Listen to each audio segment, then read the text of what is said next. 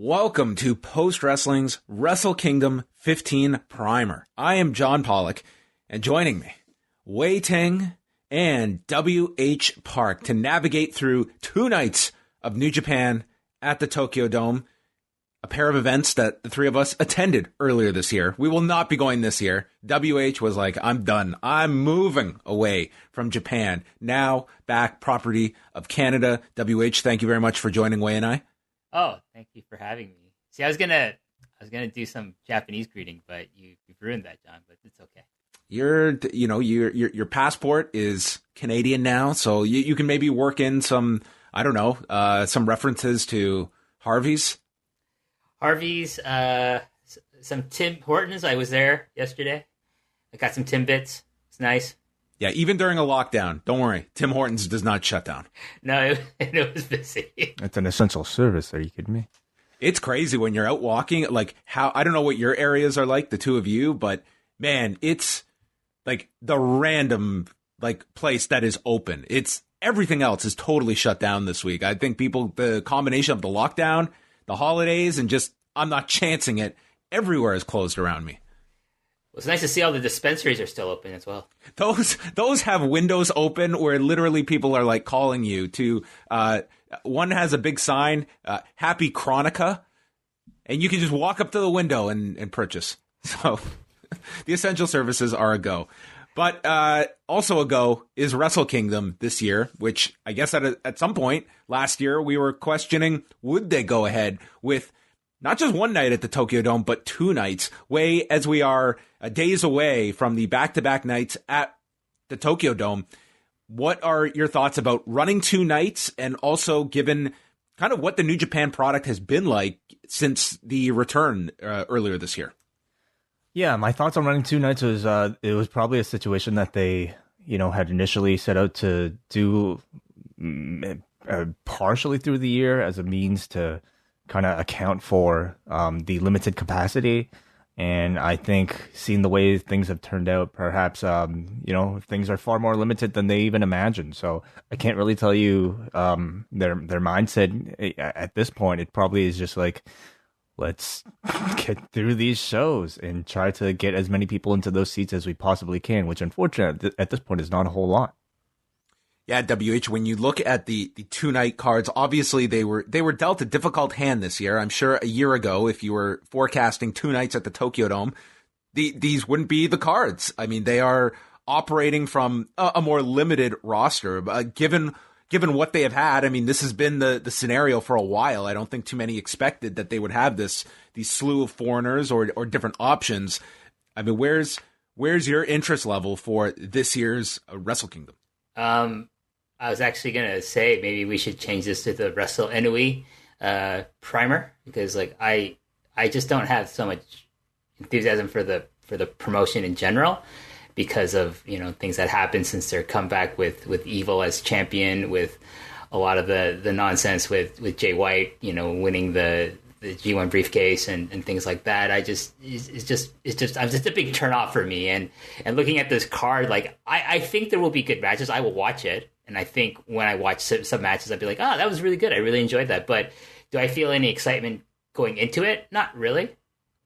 Yeah, I think that's where a lot of people are at. You look at this card, and I think we're going to get overall 2 very good shows. I think there's going to be some great matches, but I think one of the keys of Wrestle Kingdom usually has been those several matches where it's like the anticipation factor has been very big for a number of years now, just given the wider distribution of the events where people can now watch live. So it's going to be interesting what they do on these 2 shows, both booking wise and following it with a New Year's Dash. So before we go into this, and we're going to go through the matches and give people a bit of an update on some of the stories going into the shows, the characters involved.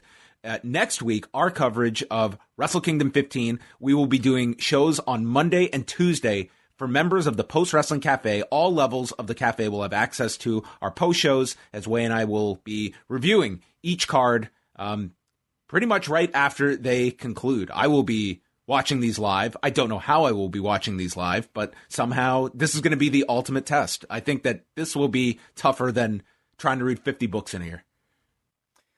And like that other task, I'm sure you'll over exceed expectations. I don't know. That Legends Night in the middle is going to be the real. That's going to be the make or break way. As long as these Wrestle Kingdoms aren't like 10 hours long, past the expected 5 hours. That is a great point that I hope they actually take from WrestleMania, that the 2 nights we get more condensed shows. And I would say, WH, that's probably the case. I don't think we're going to get a marathon show either of these nights. I think they should be capping these at maybe just over 3 hours per night. I'm going to say that it's very likely that the government, whether it's the government of Tokyo or the Japanese government, is probably told, organizations that are running indoor events, listen, you have a window for how many people you can have, as well as like how long you can have these shows. So I think they're probably going to cap them at like maybe 2.5 hours at tops. Like, I'll be surprised if it goes into 3, to be quite honest. Like, looking at this card, I can't see this being a 3-hour show. I could see the New Japan Rumble being 3 hours, because that's usually what it feels like it clocks in at. Well, yeah, because it's going to be full of fucking geeks. Well, let's start off with night number 1, and we're going to start from the bottom with the New Japan Ranbo 22-man Battle Royal, and then the final 4 head off to night 2 as they battle for the prestigious certificate of King of Pro Wrestling claimant to start 2020. It had such a tremendous introduction in 2019. We're going to do it again in 2021. But I think what's most notable is that when you look up and down these cards about the absences, who is not represented on these cards, you're talking about Tomohiro Ishii, Minoru Suzuki, Hiroki Goto, even a Robbie Eagles, as well as, your regulars that you would expect on a big show, like a Togi Makabe, Sho Tanaka, who had a great year. So, it feels like this is going to be where all the leftovers end up, is going to be in this battle royal. And man, after the year he had, like Ishii and Suzuki, I'll be very sad if this is where they are in this battle royal. It's somewhat unfortunate, but when you're talking about a show, when you're talking about a 2-night card, I really don't understand how those two wouldn't be able to have some role for a singles match, especially when you're talking about a show that's doubling up on a number of talents. And these aren't exactly people that I don't think are, just to be put on a card because they aren't draws. John, like Minoru Suzuki was your Wrestler of the Year, and I have to imagine there are plenty of other people that feel a similar way. So it does perplex me. And, who knows? Maybe they'll actually go on to win this King of Pro Wrestling thing, at least this Ranbo to go into night 2. But it does seem like a diminished role for several of these talents. WH, do you look at it that it ultimately this year, given the limitations, that they were either going to go with this Rumble or they were going to go with that never 6-man gauntlet that has become a staple of these cards, and they just went with the Rumble, and that is where they're going to fit everyone onto the show? I think it was probably easier to do the Rumble instead, just because I think you could probably book it so that, there's maybe 3-4 people in the ring at the same time, and hopefully no more than that. And then, whereas with the 6-man gauntlet, it's just going to be like 6 all like throughout the whole thing until like there's a winner. It's probably easier to manage in terms of how many people are in the ring at the same time. Do you look at this as any kind of opportunity that with the King of Pro Wrestling title that they introduced, that could you see them going a different direction with this thing? Like we went the comedy route with Toru Yano, and Toru Yano's always going to have his spot on the shows, that you could go a different direction with this, with some other performer in the new year, and get it away from more of the comedy based matches. Could you see them putting this on someone serious going into the new year? They could put on someone serious, but I think it'll always be a comedy gimmick. It'd be like if you put the 24/7 title on, like, I don't know who's actually serious in the WWE. If you put it on, I don't know, like Grotus. Grotus, he's a fucking joke. So that's not what I would call a serious wrestler. Say you put it on Kevin Owens. You put the 24/7 on Kevin Owens. The thing is, like, that thing would drag Kevin Owens into the comedy route. Mm-hmm. And so, no, I don't think they'll put it on anyone serious. Like, my prediction, if you want it right now, first of all, I just wrote, who gives a fuck? But probably Yano, Fale, Hanma, and Chase Owens are probably your final 4 that are going to go into the match on the night 2 there. You have any prediction, Way? Have you put much thought into this? I will admit that I I was more stunned when I was looking up like who is not booked on this card that probably ends up in this Rumble and realizing, my God, there's a lot of like key guys not booked on this show. Yeah, honestly, I agree with WH. I think it'll continue to be somewhat of a comedy-based undercard championship, and as a result, I can't really see somebody like a Tomohiro Ishii winning it. So I feel like it'll probably stay within that range. Fale seems as good of a pick as really any. Yeah, and I guess the only other notable thing is will we get any legends, any cameos in this Rumble, or there are just so many unaccounted talent on the roster that's going to make up the match. We will see, and how it's going to be a very anticlimactic ending when we get to the final four and it just ends. I'll just be glad that it ended, to be honest with you. I mean, hey, I'll be happy with less is more, because sometimes these Rumbles go like 30 plus minutes, and man, can they drag. On to the show itself, we have Hiromu Takahashi, the winner of the Best of the Super Juniors tournament just a couple of weeks back, against El Phantasmo, who won the Super J Cup. So they will meet, and the winner gets to challenge Taiji Ishimori the next night for the Junior Heavyweight Championship. I'll start with you, WH, if you just want to talk a bit about the year Hiromu has had, going back to Wrestle Kingdom of last year, and also like breaking out of the junior heavyweight division during the New Japan Cup, and what you kind of see as a forecast for him in 2021, which these two shows will likely dictate what direction he's going in. Well, I mean, he was like my MVP for Japan. Like I was on the Eastern Lariat podcast on their year-end show, and we picked our different MVPs. I think, Dylan Striga picked Go Shiozaki, and it's a great choice. But I just felt like Hiromu Takahashi just had this amazing year, starting from his comeback at the Tokyo Dome, and then leading into like through the New Japan Cup and through his junior heavyweight title matches, and then through the BOSJ. I thought the Best of Super Juniors was surprisingly very compelling this year. I didn't watch it live, but I went back and watched a lot of the matches, especially his stuff, and that finals was just amazing. So like I'm very excited to see like him in this opportunity to go into like 2021. I think he's probably going to win the title. I think he's going to win this match. I think he's going to go win the title on the second night. And you have to understand, like, it's interesting to look at the placement of these matches. So this match is the second match outside of after the Rumble, but the IWGP Junior Heavyweight title match is the semi-main event, which is the highest it's ever been placed in the history of like the Tokyo Dome shows, which is saying something. And that's obviously it's reserved for him, and that they feel he's a big enough draw that he can semi-main event, and that they want the fans to see him as like this bigger star than he is. So I think they're going to do the anniversary show. They're going to have the match where the junior heavyweight champion fights the heavyweight champion. So it's going to be Hiromu versus either Naito, or more likely, in my opinion, Ibushi. And no, don't say, what about JYWH? He's not winning the title. So that's what I think they're going to go with, is like this match with him as the junior heavyweight champion taking on, the heavyweight champion. And then that's going to be like kind of, okay, let's move him into the G1 maybe in 2021, along with the New Japan Cup. Obviously, I think that's a given that he's going to be in that again.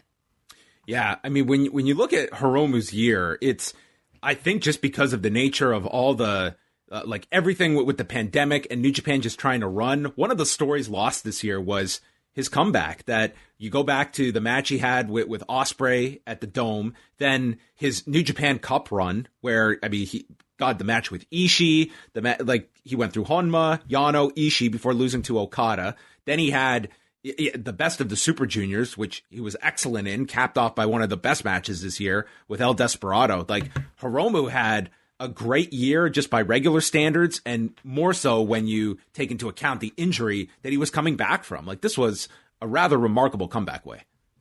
100%, yeah, and somehow that kind of gets lost in sort of the discussion at this point, because it feels like he's almost never been away, because he hasn't really missed a beat at all. In fact, completely, I think, lived up to so many expectations about what he can be, and I agree with a lot of what WH said about the layout of next year's Hiromu Takahashi run. I don't know how it felt like this year was his graduation from that junior rank, but at the same time, I think the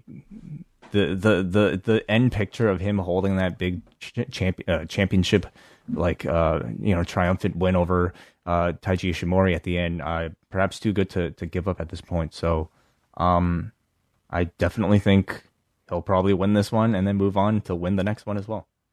Last one on the junior heavyweights, WH, is like, do you feel that there is a mentality, and I know that Will Ospreay goes against this, that they don't want to create the precedent that moving from junior heavyweight to heavyweight is this graduation, that junior heavyweight in and of itself is this mountain for these junior heavyweights to climb, and you don't want to teach your audience that once you reach that pinnacle, then it's on to the heavyweight division, that it almost like lessens the junior heavyweights.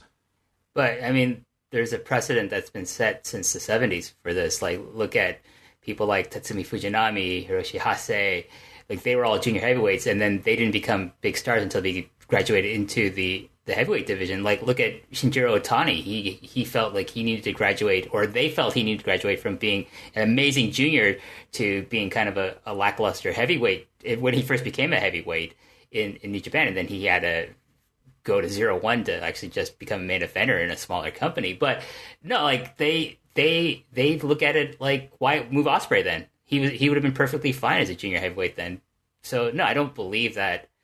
You know, the talk like, oh, it's we don't have a division, they're all stars. No, you have to be a heavyweight to be a main event star, to be a headliner, to make more money in that company. We'll move up to the IWGP tag title match with Taichi and Zack Saber Jr. against the Guerrillas of Destiny, what we're all here for. The Dangerous Tekkers, they've been champions since July when they won them from Hiroshi Tanahashi and Kota Ibushi at Dominion. And the big storyline this year is, can the Guerrillas become 7-time IWGP tag champions? I'm sure this match will be fine. That's about what I'm looking for. Like, this just feels like this is the IWGP tag title match, and it'll be there in the middle. I don't know. If it achieves, great. But I don't know. This one isn't really drawing me in. Wei, sell us on this tag title match. Well, I mean, I think it's a unique situation for the Guerrillas of Destiny because they pretty much entered every Wrestle Kingdom as champions, and they almost always dropped them to a babyface team. This year, they're going in as challengers after winning their first tag league, and they're facing another heel team. So it's a bit more tricky to, understand really what the end goal seems to be here. But I get the feeling that it could be the Guerrillas, like trying to be positioned as sort of like going for somewhat of a first and winning the championships at Wrestle Kingdom. WH, do we see title change here? And what do you see for the year ahead for Taichi and Zack Saber Jr.?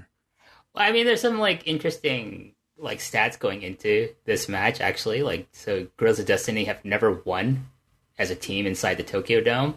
So there's that against them. But the other thing that you have to consider is that the Dangerous Tekkers have lost.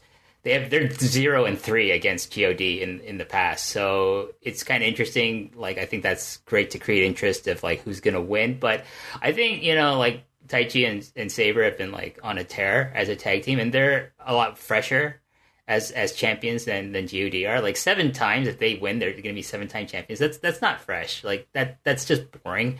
And I think that the problem with GOD is that they've become very stale in this company. I'm not against them as a team.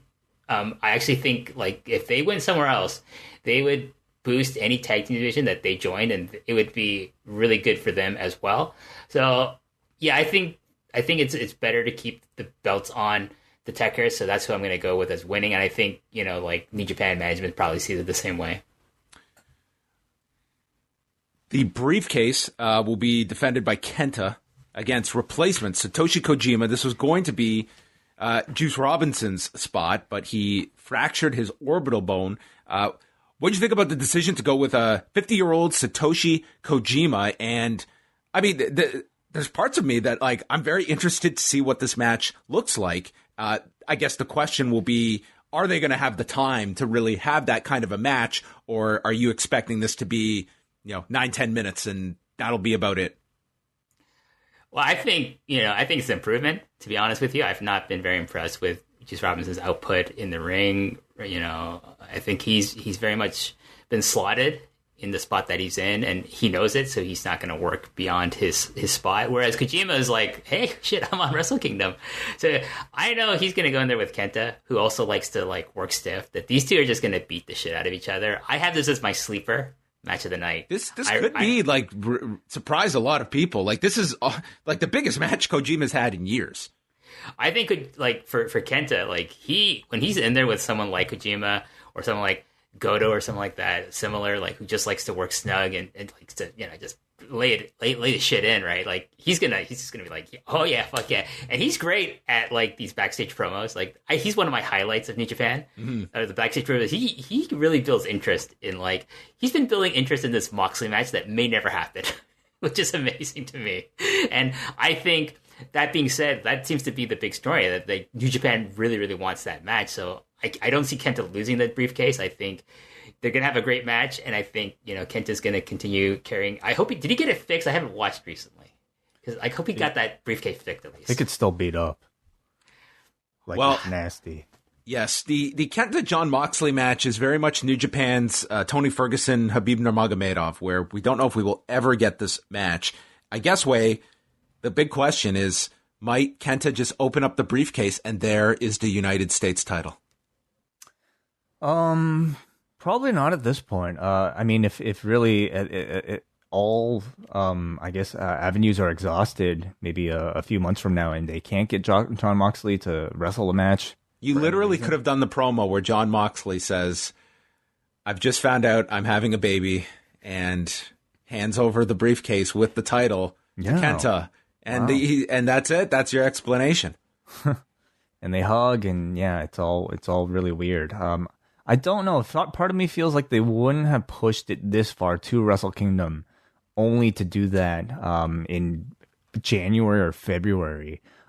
It's, you know, at this point, Kenta and Juice Robinson as names that are calling out John Moxley, and I feel like it would be really, really real disappointment if you didn't eventually get that. I have a feeling that Kenta he's been tremendously entertaining just as a guy, you know, in some sort of significant role, as WH said, you know, just being able to cut promos. I imagine they will. I mean, Juice is going to be out for a long time, so I guess they can't really see, like, how significant is that injury to Juice Robinson? It's a broken orbital. Like, that's he's not coming back, you know, next month. Like, that's you know, it read as like a fracture. So I think that, like, that'll be some significant time. Yeah. So I mean, you know, unfortunately, he'll be out of this mix, and I'm kind of I think that Moxley Juice Robinson stuff is pretty stale anyway, you know, a couple of years into this now. So I hope Kenta gets another opponent, perhaps on the US side of things, just to be able to trade this thing one more time with, or at least like have a match for the briefcase with. And then let's get to the John Moxley thing. I think it's been a while. Yeah. In the last thing here, WH on Kenta, like, where did you foresee him being able to get this kind of extension on his career when he came back to New Japan? That was the big question going into the G1 last year. And where he is now, has this greatly exceeded expectations, or did you assume that this was where he would largely, you know, rise to? I think he's exceeded a lot of people's expectations, and mine included.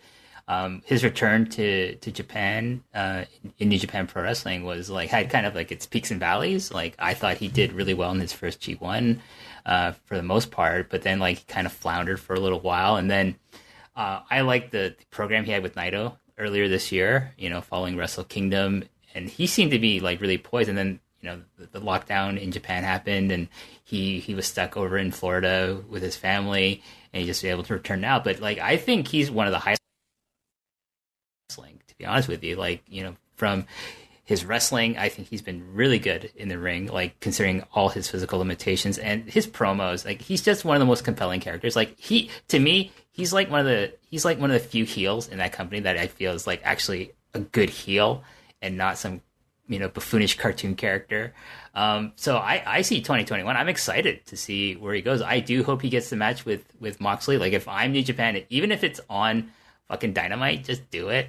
And just say, we just want to show the footage on New Japan World, okay? That's all we want to do. We want that title back, and we want the match with Moxley. And just you can have him on, you know, Dynamite to do the title switch or whatever. But, you know, like, I'm hoping for, like, maybe I IC title challenge. Like, hope they break up the double title, and then you get to see Kenta going for the IC title. Maybe he can hold that. I think he'd do great with that belt. Hiroshi Tanahashi will take on the Great Okan in the former Tomoyuki Oka's biggest match of his life. He began training at the dojo back in 2015 and then started the next year. This guy was recruited as a heavyweight amateur wrestler in university when he got signed. Then went on his big excursion to the UK, where we were introduced to the Great Okarn. And then when he came home, lost the R and ended up turning heel and joining Will Ospreay as part of the Empire. And for Hiroshi Tanahashi, this year has been pretty much all about Hiroshi Tanahashi turning 44 and is in steep decline. Like, that's the story of the year. He's had all these big losses throughout the year. When you go back to the G1, where he had the poor performance, where he has, lost a lot of big matches to Chris Jericho, to Taichi, Naito, Kenta. The man was beaten by Toru Yano this year, and then totally shit the bed with Toa Hanare in the World Tag League. So the man is hitting rock bottom at the tail end of his career. That's the story of Hiroshi Tanahashi. So I guess, is this set up way to be Hiroshi Tanahashi starting off 2021, where he's going to turn things around, or is this going to be the biggest win for the Great Okan, which is obviously one of their big projects for the new year? Like seeing New Japan like attempt these things in the past, giving a big Wrestle Kingdom shot to somebody just coming back from excursion. I think it really can go either way. Personally, I think you can't have Great Okan beat Hiroshi Tanahashi.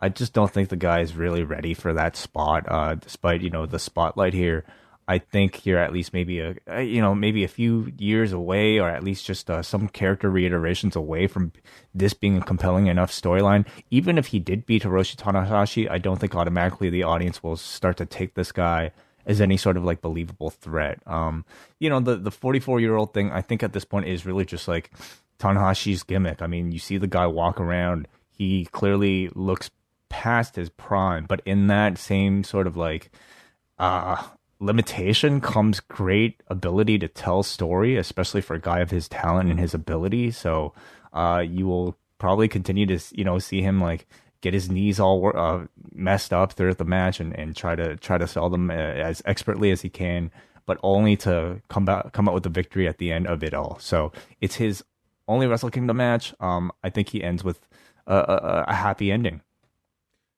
Where were you, WH, on Oka pre-excursion? I think these gimmicks that they've come up with between the Great Okan and Master Wato have been terrible. Great Okan, since he's come back, has done nothing for me. This is another big spotlight for him, but I still just look at him as like the muscle behind Ospreay that to me has not been able to break out of that kind of spotlight. I think this is too much too soon for him, but we will see what happens in this one. Like, where is the Great Okan the guy you'd be getting behind? Would he be one of on your short list of names to be developing?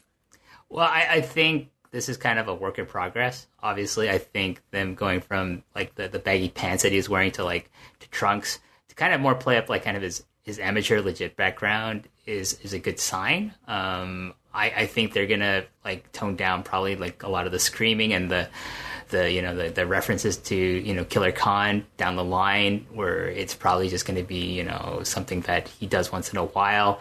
I can see like 2021 being like a transition year for him as a character and as a performer in the ring. I'm not huge on him, but obviously it's been reported that like Kidani, the head honcho of New Japan, is like very, very high on this guy. He has been since like his days as a young lion, and so like I think there's like a lot of promise in him. Like not necessarily as the Great Okan, but like maybe as a more of a character that's closer to his amateur background. That being said, he's getting a huge push. I think this is a really good sign for him that he's getting this spot with Tanahashi. You just don't give that to anyone. And like Tanahashi, I don't think gives that to anyone. Like, so he sees something in this guy. But, you know, like you're saying, John, like Tanahashi's had this like year where he's just like getting decimated, and he's like, you know, think, oh, he's done. But that's his story been like, that's what his story has been for like the last 2-3 years. It's like, oh, he's out, he's done, and then he comes back. I think they're looking at Wrestle Kingdom as like the start of his comeback, another one of his comebacks for 2021. I think he's going to win against Okan. I think he's going to have a good match with the guy. Like, we'll see. This is really where Okan is. I think the main purpose is to show what can this guy do in a high profile match. Can he step up? Can he deliver the goods with one of the best in the world, even at the age of 44? And we'll see. But I think, you know, it's Tanahashi's night, and he's going to get as best a match as he can out of the Great Okan, and then he's going to have a nice little, you know, start to 2021. Yeah, and I think like one thing you do see in the booking with New Japan, like with Geto, is that when he singles out who are going to be his big projects, it's not so much this guy's going to be a star this year, it's who's going to be my biggest stars in 2024. I think like they also have that long view of things that, you know, where people might feel that a Evil or a Jay White is not where people want today, that they're also looking at, well, who are our options, and age is a factor here, that, okay, I need guys that are, you know, by the time we're looking 3-4 years down the road, who are going to be those pillars of our company. And the ones he picks, you can certainly criticize who he picks, but I think it's also not looking at who's going to be a star today. With the Great Okan, we'll see. I'm with you. I think the character is ultimately, hopefully, short-lived, and he can evolve into something else. Just on that note, I think just look at Naito. Like, even his, like, when he first returned as like the, you know, LIJ version of Naito from Mexico. Yeah, it's a very that version of Naito, of LIJ Naito, is very different from the LIJ Naito we have that won the title last year and has been this year and has been like the biggest star in Japan for the last, you know, 2 years since he became a babyface. And usually that's what happens, like when they become a babyface is like when they become like a bigger star and become like the kind of wrestler you can envision being like, oh, he belongs in the IWGP title picture. Second from the top, Kazuchika Okada versus Will Ospreay. These two had a very famous match now in hindsight back in 2015 when New Japan and Rev Pro held their Global Wars show, and this opened the door for Will Ospreay to get into New Japan, joining Chaos, and they have had several singles matches, which Okada won all of them. He was 3-0 against Ospreay, and then Ospreay turned on Okada this past October at the G1, forming the Empire and finally defeating Okada. So this is, I would say, of the big matches this year, this is right near the top, and will probably be like, I think like this one should get a lot of time, and I think everyone's expecting, like, if this is not a early match of the year contender, it's going to disappoint. It's a very high bar way. Absolutely, yeah. You know, as you mentioned, it's not the first time these two have met, but it is the first time they'll have met as single stars with Will Ospreay in this full-on heel incarnation, and I'm really excited for this one. I think, you know, Will Ospreay's done really well as leader of his stable. To me, like, it is one of the fresh, bright spots of the current New Japan landscape that I think you're barely scratching the surface of yet at the moment. And I really see this as sort of a continued building of that entire thing.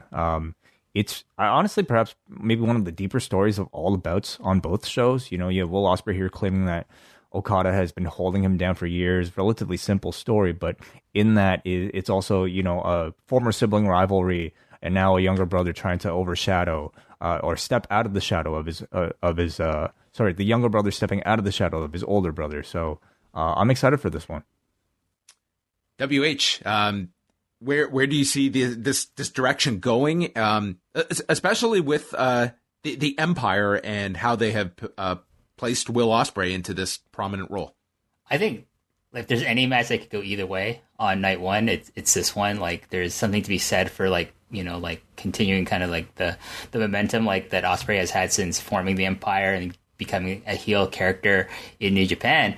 But at the same time, it's like, you know, this is Okada. Like, Okada kind of has a similar kind of, you know, story trajectory as Tanahashi does. Like, they beat him down for a while, he loses a bunch of things, and then he comes back. He's been out of the title picture for I think this is the longest period he's not been, IWGP Heavyweight Champion. And so I think has to be something to be said that they're gonna get him ready to kind of get back into that title picture, if not be the champion, but at least challenge for it.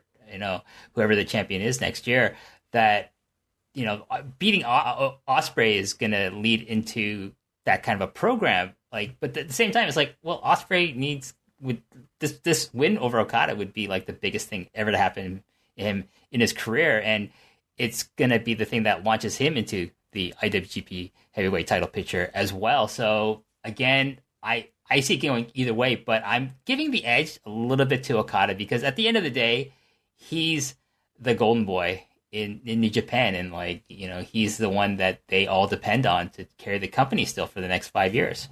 Yeah, and I mean, unlike the role that Hiroshi Tanahashi is in, like, they are going to be ultra protective of when Okada loses. It's not going to be like, as we mentioned, the Great Okan beating Tanahashi. I mean, it's something, but I don't think it's going to carry the weight, given that Tanahashi has lost plenty. With Okada, like, he had the loss at the G1.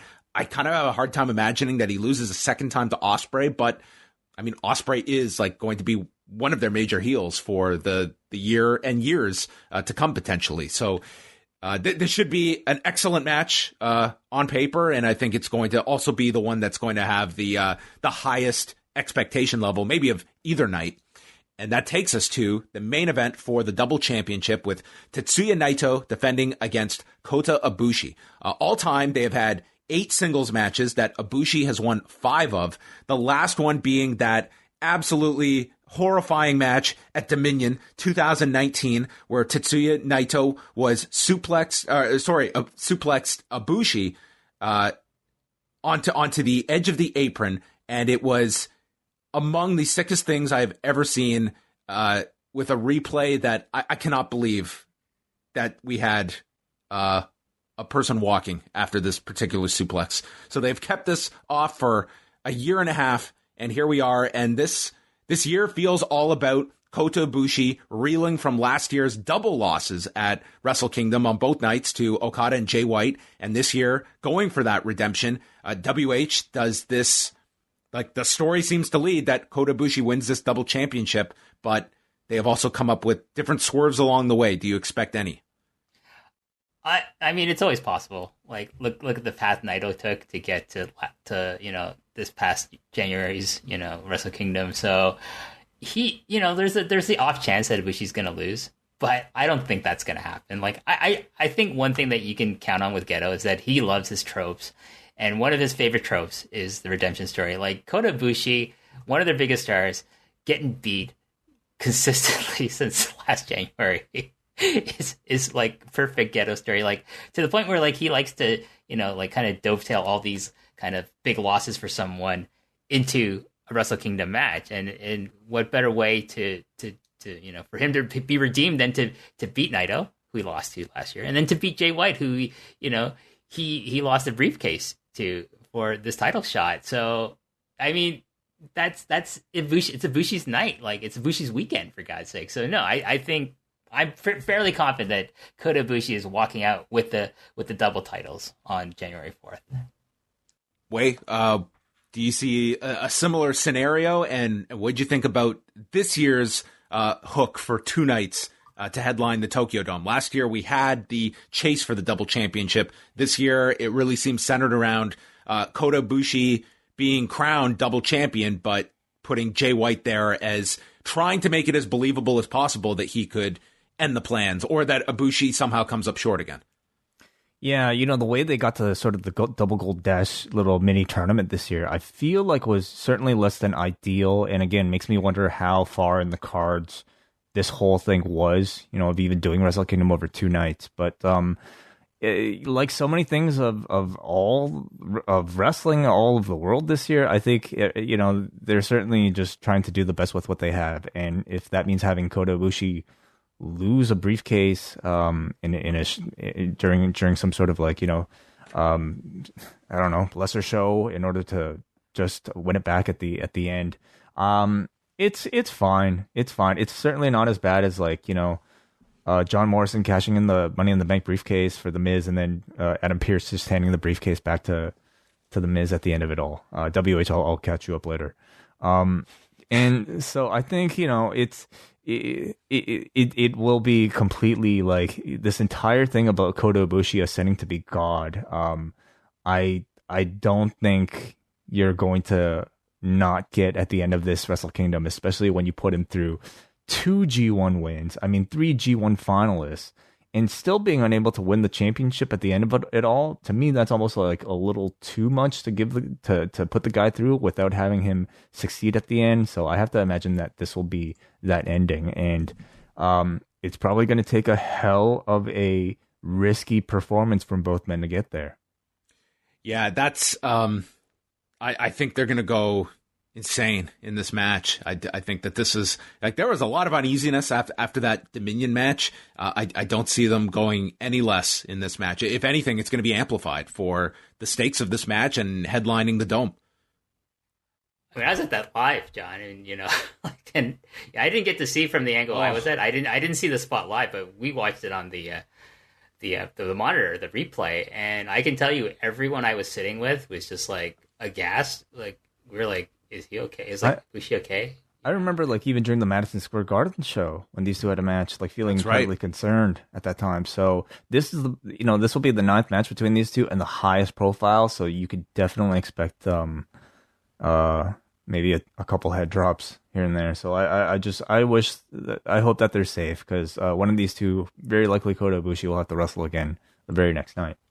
Yeah, last question on this. If this goes the way we're assuming with Ibushi winning, what's the trajectory for Naito, WH? I don't know. I guess like feuding with Evil some more.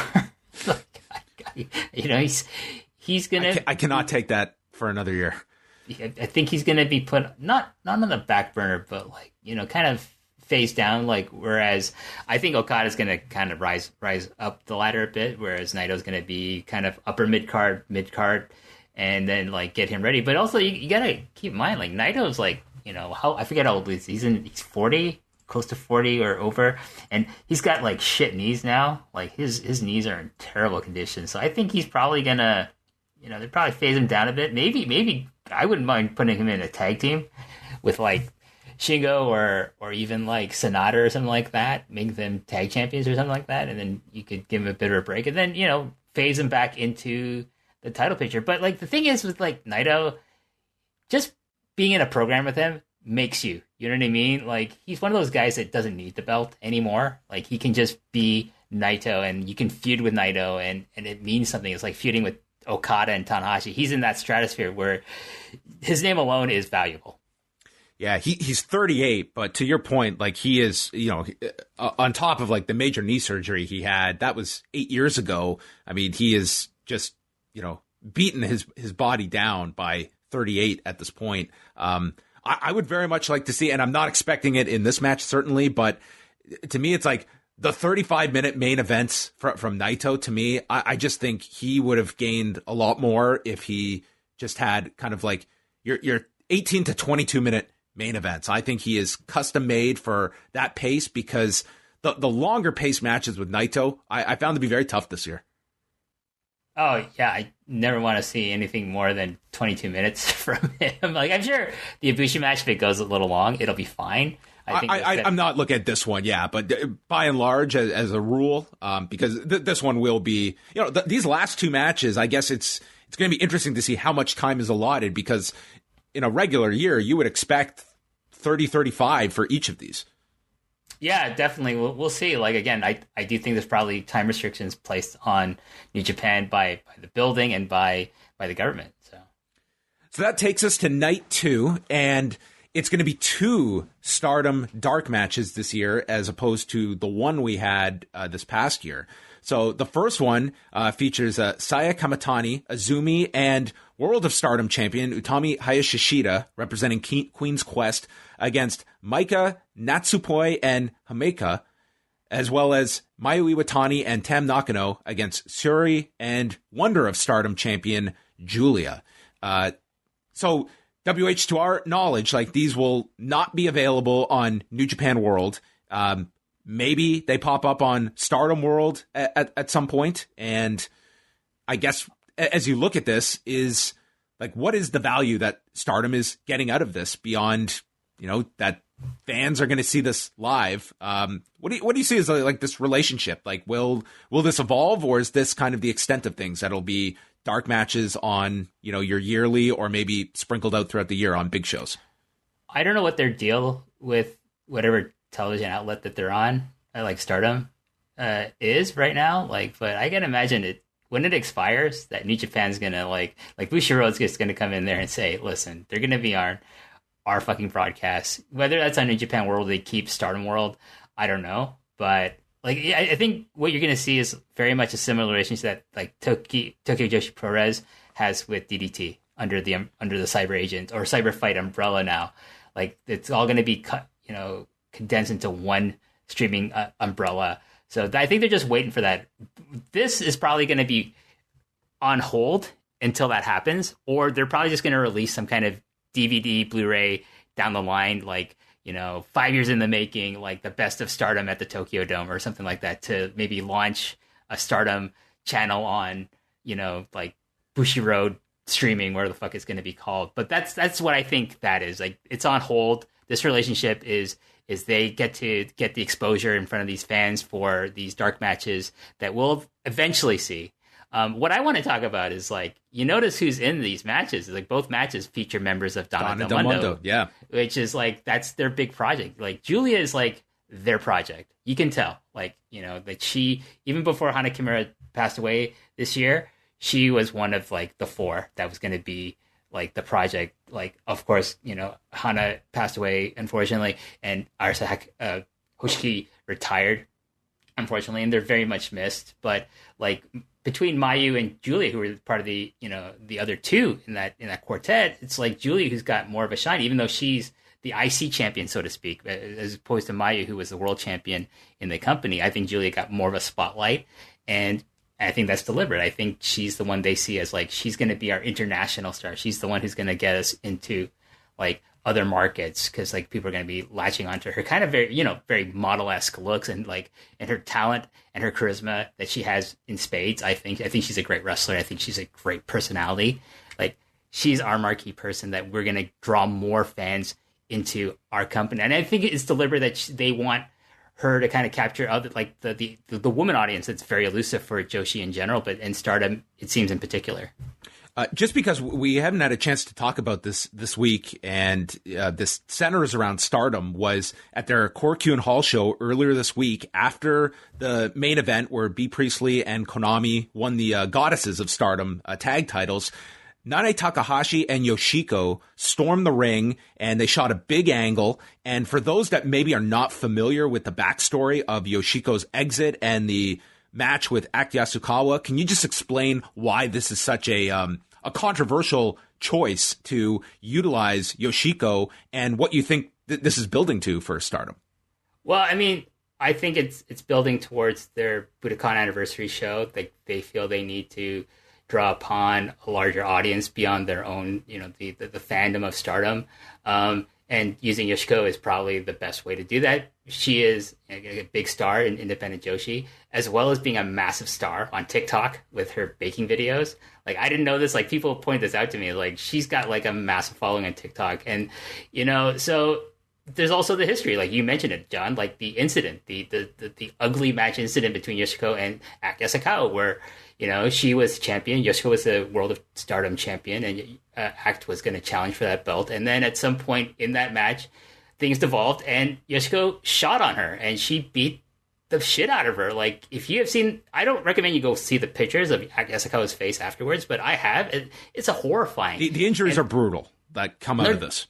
Terrible. Broke her nose. She broke her orbital bone. She broke, I think, her cheek as well.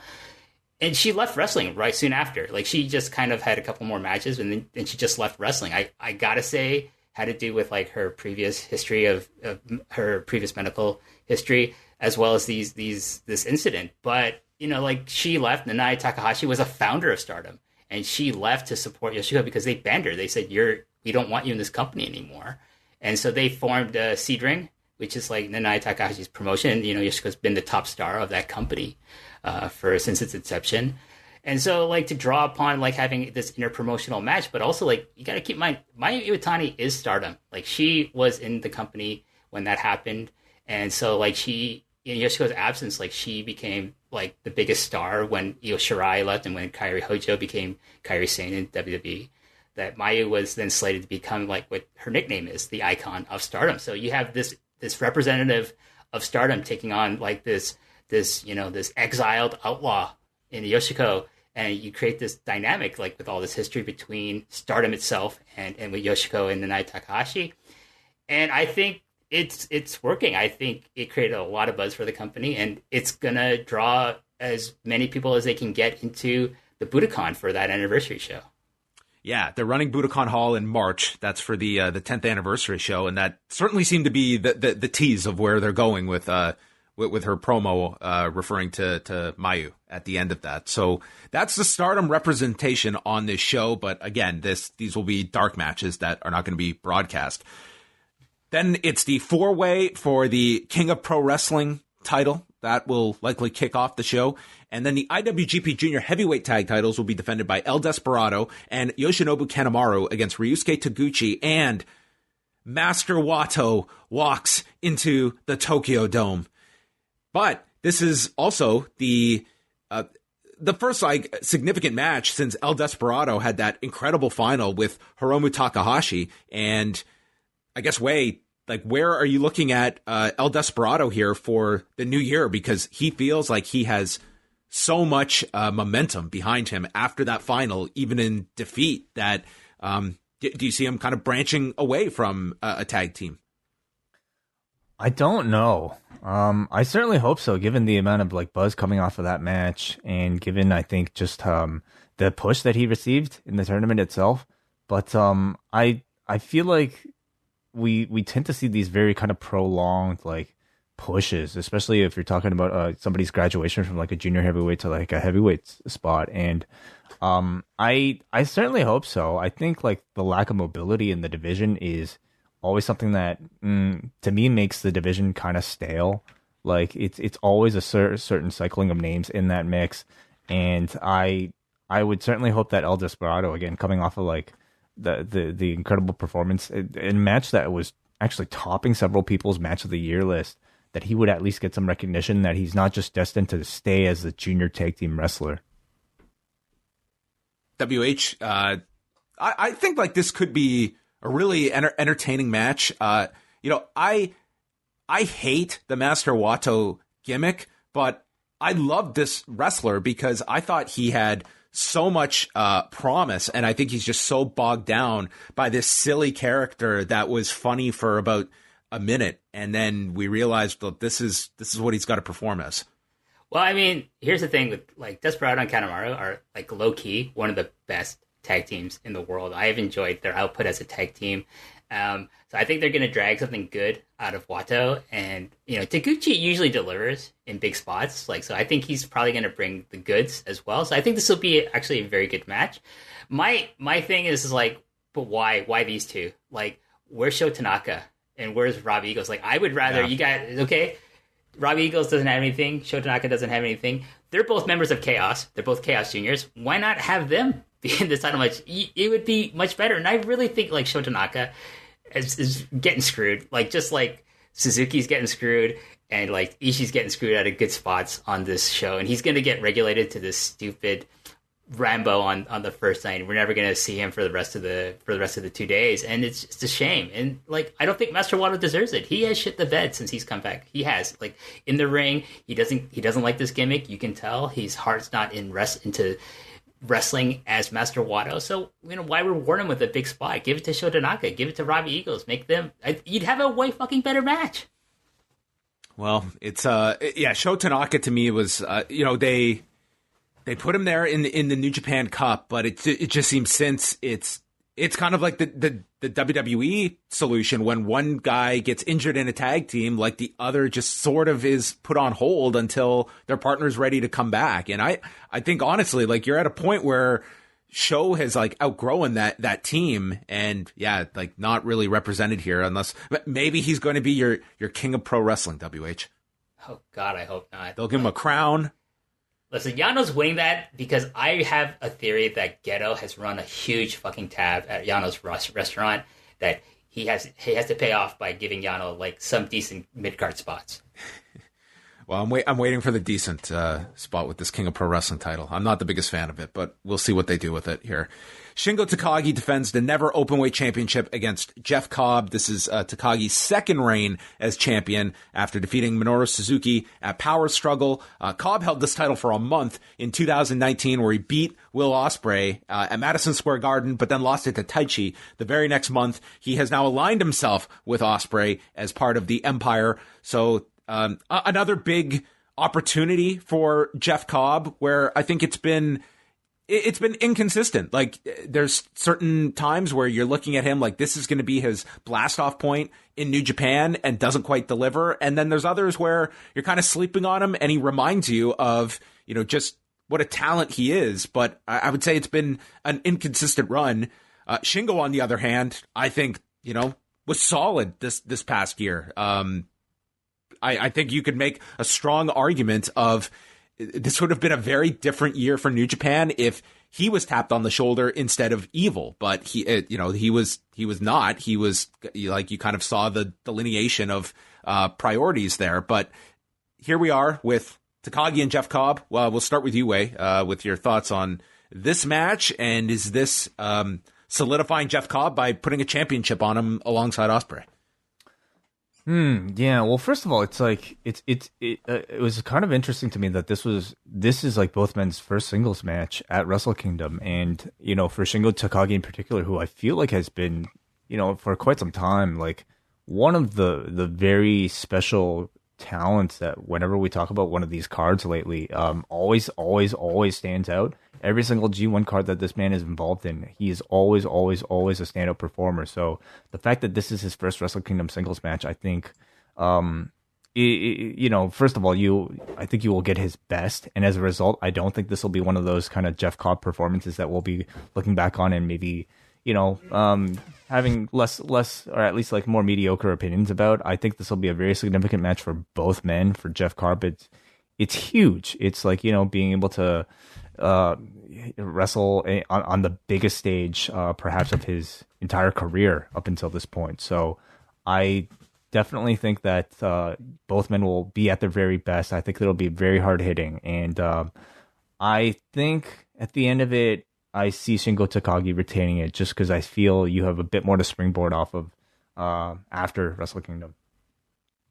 WH, what do you think is the hesitancy with Shingo Takagi? Is it the age factor? Is it the fact that there's always going to be the deference to those that came up in the New Japan system? Like, he's in a very good spot. Do you see him like rising up to that high end of the championship picture?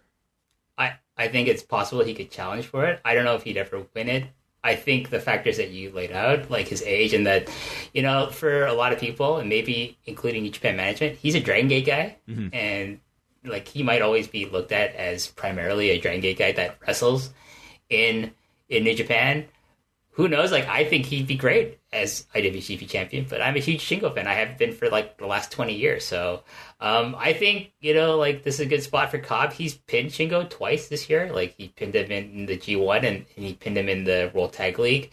So that being said, like, that usually means that probably Shingo's going to win this match because Cobb's already pinned him. Yeah, I don't know. Like, there's a reason I call Cobb Midcard Jeff because, like, I think he's really slotted in that by New Japan. I think he could rise to a higher position in the company, but his performances just have left me wanting for the most part. He's had a couple of good matches here and there, but I thought a lot of this output has been like, it's okay, to outright kind of just boring.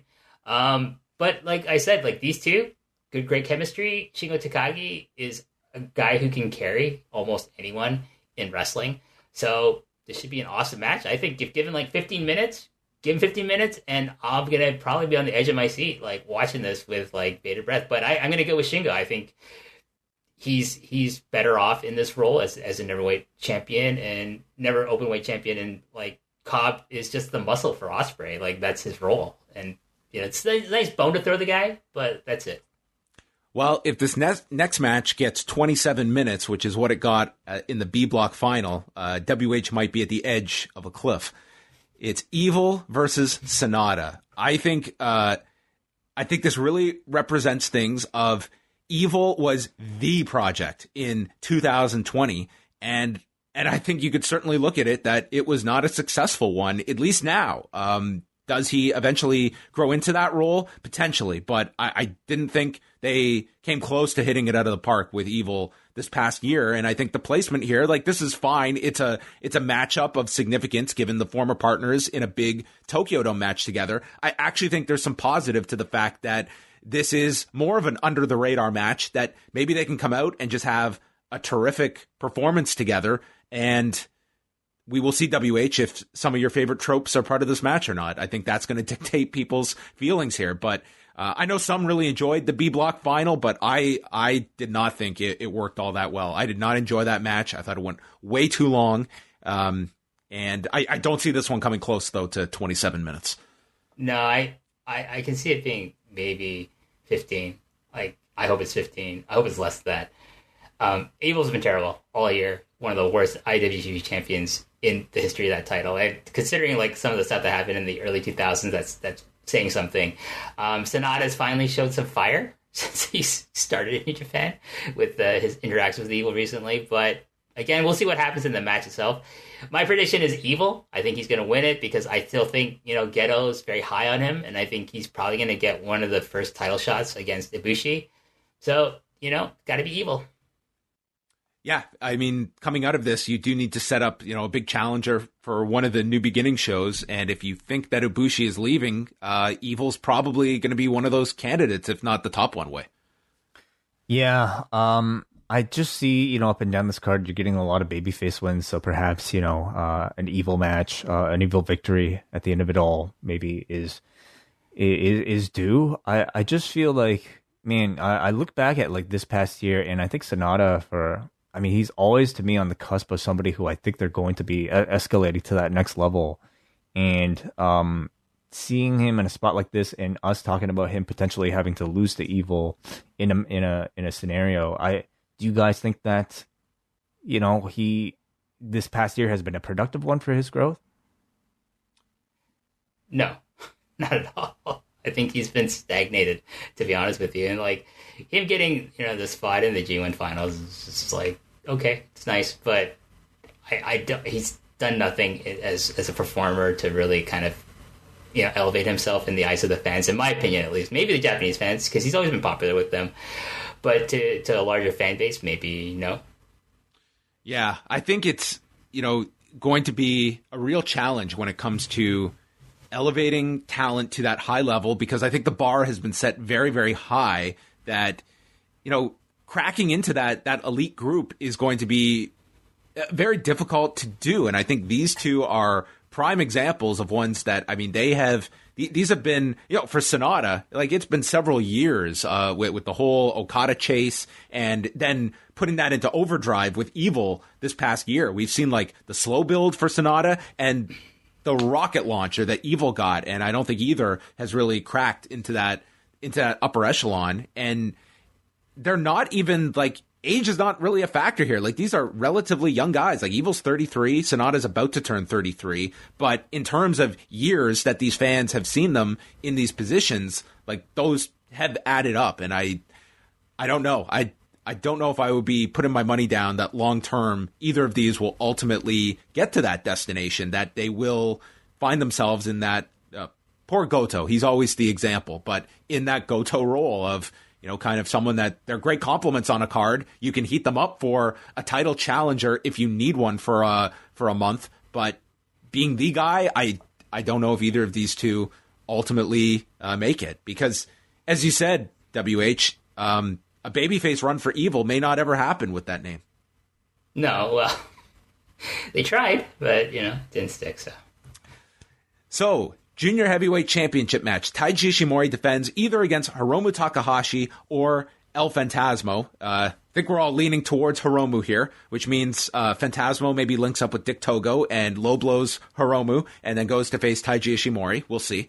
Ishimori has held the title since August when he beat Hiromu at the Summer Struggle in Jingu card. 37 years of age, abs of a man that is 23. And I think regardless, I think this, as you said, WH, given the match placement, I think this has to be Hiromu, and this is very significant that the junior heavyweight title is so high, even above the Evil Sonata match, given how those two were handled over the past year. They're putting the junior heavyweight title in a very prominent spot. Yeah, and it has to be Hiromu. Like, he's going to win the title as well. I think we can safely say that Ishimori winning it back in the summer was like to be a placeholder champion for Hiromu to go do the New Japan Cup and go do like whatever, like the stuff with Evil in getting a title match against him. So it's time for him to get that belt back and just kind of have his final hurrah with that belt before he graduates into the heavyweight division. And yeah, as soon as I saw that it's a semi-main event, I'm like, there's no way El Phantasmo, or as I like to call him, I've given him a new nickname, MC4L, mid-card for life, is going to be in the semi-main event of a fucking Wrestle Kingdom card. Man, you need like a guide for WH just so you can follow along with the nicknames. The main event of Tetsuya Naito or Kota Ibushi defending the double championship against Jay White. Wait, what is the closing image of Wrestle Kingdom going to be? I think it's Kota Ibushi ascending to the heavens because he's going to be reaching the status of God. Yeah, it's a main event for Wrestle Kingdom that I can't really tell you on paper I'm that excited by. However, I think it's, mainly the hook is Kota Ibushi ultimately, finally arriving at his goal of being IWGP champion, double champion in this case, and celebrating and heading into the new year sort of as, the top dog in New Japan Pro Wrestling. And for Jay White, I'm really interested to see like if there's going to be any added wrinkles in his game. I mean, at this point, maybe not, but it is his first Tokyo Dome main event.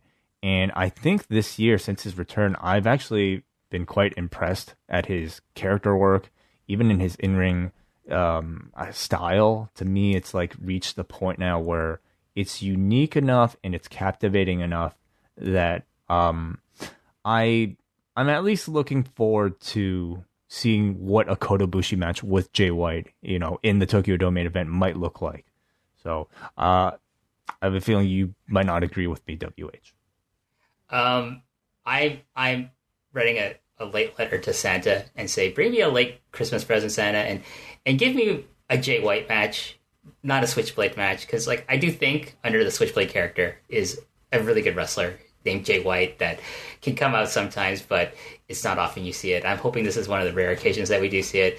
John, I will tell you what the lasting image will be of Wrestle Kingdom if Jay White wins, and that'll be a cracked TV screen in my house, because I will throw a fucking remote control at the screen if that happens. But it's not going to happen because Ibushi's going to, as Wei says, ascend to the heavens, and Jay's going to, move down the card where he belongs as the Switchblade character. And again, he needs to become a babyface that drops Ghetto, that drops the stupid character, and becomes like the young lion that I was very high on, the guy in Ring of Honor that I was very high on, and just move away, like, lean more towards being a realistic person rather than a cartoonish buffoon that the Switchblade character is. And I think there should be a semblance of a good match. If this gets like 20 minutes, I'm sure 10 of it will be somewhat interesting, but the rest of it will be utter shit. And there you go. Like that's how they like to book Switchblade Jay White, and that's what I think we're going to get in the main event of this night. That's the main reason why I'm not excited about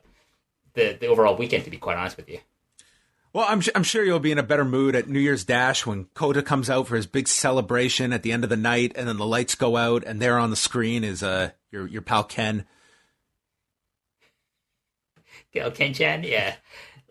Yeah, sure. I mean, Harold's gone, so God, that Forbidden Door is going to be wide open, forgetting the fact that he's got two bosses ahead of him, and they're still there. So, yeah, sure, that's going to happen. Well, it's on the unlikely scale for WH. I guess, when you look at this as well, it's very tough to see what is connecting with people in any large degree, because, we could see things like in a regular year, if they under normal circumstances, WH, like what would you be looking at in terms of like just the drawing power of Wrestle Kingdom itself, the foreigners that would be traveling to this show? And I mean, given the fact that, under normal circumstances, these cards may look a bit different, but with what we have here on paper, like how do you think this would have performed at the Tokyo Dome in terms of selling tickets? Again, it's hard to say because these are on a Monday and a Tuesday rather than a Saturday and Sunday. Right. Which is the shows we went to. And so that, I think, really helped the attendance of those cards. They've sold out their capacity. I mean, the government capped it, to whatever they sold. They can't sell anything more beyond that. I think January 5th sold a bit better initially than January 4th. So, look into that however you will. I ask friends in Japan, what are the Japanese fans saying on wrestling Twitter in Japanese? And is Jay White over? And they're like, no. I mean, some people like him, but a lot of the fans are like me. They don't like the direction New Japan has been going with guys like Evo and Jay White in the top mix. It's okay if it's the mid-card stuff, but they don't want to see that, sanctified air of the, International Wrestling Grand Prix heavyweight title being sullied by, cartoon characters who cheat all the time. I don't think when Muto held the belt, when he was Keiji Muto, he held the belt, it was great. When he was Muta, not so much. Do you know anyone that's going to the show? Do you have any friends that are actually attending any of the shows? In my circle in Japan that are wrestling fans, no, because they're all sensible and they don't want to get the coronavirus in a city that's recording record high numbers of infections since October, and it's just there's no let up in sight, and the response from both the city government, the prefectural government, and the federal government in Japan has been piss poor, to say the least. So no one I know is stupid enough to go to a live event in Tokyo.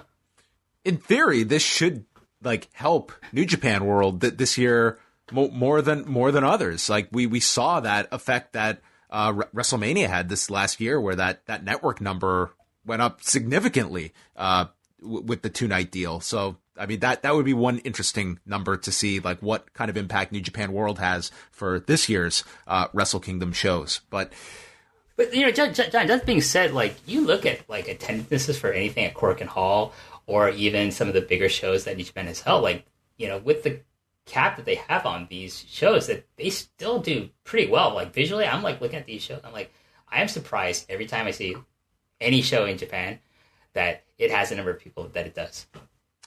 Yeah, and there's always going to be those people that are going to be willing to go to these. I would not be comfortable going to a show now at all. I don't care what precautions are in place, but there's others that they want to go, and I think you're always going to have that. I feel if tomorrow they announced that there were going to be fans at WrestleMania, there would be people lining up to go to that, and probably a significant number.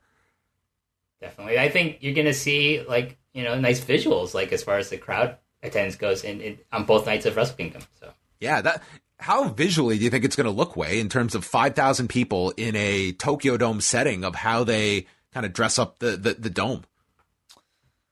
Oh, I don't know. I think maybe a lot of tight shots. I don't know how you spread people. I don't know if they would get everybody to move down, to the lower deck, because otherwise it's going to look pretty damn sparse. And, at this point, it's everybody knows what the story is. We've been watching a full year now, pretty much empty arena wrestling. So is this going to be all that much of a distraction? I think that at this point we're all pretty much used to it. Well, guys, thank you very much for doing this extensive New Japan Wrestle Kingdom primer. As I mentioned, we're going to be back next week. We're going to have shows for our Cafe members Monday and Tuesday, immediately following both Dome shows. We might do a short update on Wednesday after New Year Dash with whatever is coming out of that. So it's 3 straight shows from New Japan, among their biggest of the year. So lots of coverage will be on the site at postwrestling.com coming up next week. But WH, please let all of the listeners know where they can follow more from you and some of the big appearances you have been making lately across the wrestling podcast landscape. So as I mentioned before, I was on the Eastern Lariat year-end show, which you can go to their podcast network and listen to it there or download it from there. I also made an appearance on the Grapple Spotlight Christmas show with Benno, JP, and Gareth, and a bunch of other guests as well. I also appeared on Will Cooling's British Wrestling Report Christmas special, I guess he's calling it. That was also with Gareth and Benno. JP was out of it by that point, so he did not show up. But that was fun to do. We talked a bit about the British representation in Japan, with Chris Brooks, Drew Parker, Will Ospreay, and Zack Saber Jr. And new Long and Winding Royal Road will be coming out sometime. I think in the second week of January, looking at Misawa versus Akiyama from 2000 with Ed from Pod Van Dam podcast. So that'll be fun. And maybe we'll see post Perez thinking about what to do. I don't know when we're gonna do. When you're coming back to that, John. Hopefully in January. Yes, we will figure out our next show for sure.